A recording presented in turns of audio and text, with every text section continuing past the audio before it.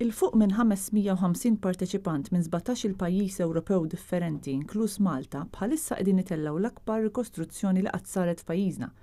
Din ir-rikostruzzjoni qed tittella fl-okkażjoni tal-għeluq tal-220 sena mil-wasla tal-Franċiżi f'Malta. Dawn l-atturi libsin kostumi tal-epoka qed jagħtu wirjiet ta' ġlied u taqbid biex ifakkru żmien ta' taqlib kbir għal pajjiżna bejn l-1798 u s-sena 1800. Dan kien żmien ta' taqlib soċjali, politiku u kulturali f'pajjiżna li skont xi rakkonti kien irriżulta fil-mewt ta' madwar 20% tal-popolazzjoni Maltija ta' dak iż-żmien. Il-Historical Reenactment Group of Malta qiegħda tella din ir-rikostruzzjoni bħala parti minn proġett ta' attivitajiet li ilhom għaddejjin mill-11 ta' Mejju u li jinkludi eżibizzjonijiet artistiċi, dibattiti u produzzjonijiet teatrali ta' mużika u sfin. Ir-rikostruzzjonijiet se jibqgħu għaddejjin sal-ħadd 10 ta' Ġunju u qed isiru f'diversi lokalitajiet f'Malta fosthom il-Bajja tal-Mistra, il-Kottonera, l-Inħawi ta' Chadwick Lakes u r-Rabat. Is-Sibt u l-Ħadd ir-rikostruzzjoni tiġi fit-tmiema fil-Gżira ta' Għawdex.